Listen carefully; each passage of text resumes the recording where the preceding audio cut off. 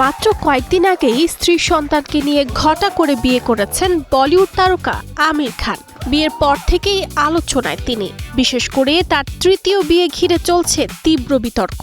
অন্যদিকে বিয়ের পরই সুখবর দিয়েছেন এই 3 ইডিয়টস খ্যাত তারকা। সম্প্রতি ঘনিষ্ঠজনদের উপস্থিতিতে গৌরী স্প্র্যাটকে আইনিভাবে বিয়ে করেন আমির খান।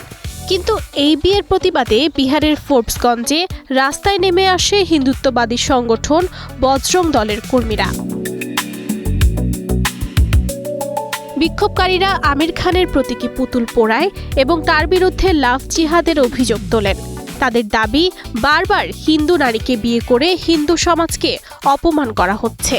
একই সঙ্গে তারা অভিনেতার বিরুদ্ধে আইনি ও সরকারি ব্যবস্থা নেয়ার আহ্বান জানান।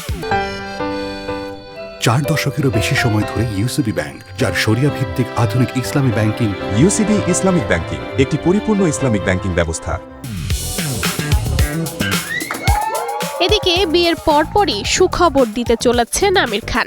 কবির খান ফিল্ম ও অস্ট্রেলিয়ার মাইন্ড ব্লোয়িং ফিল্মসের সঙ্গে একত্র হচ্ছে তার প্রযোজনা সংস্থা।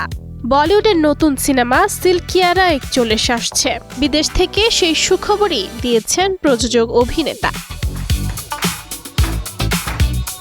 Archita Shehzin, Star news.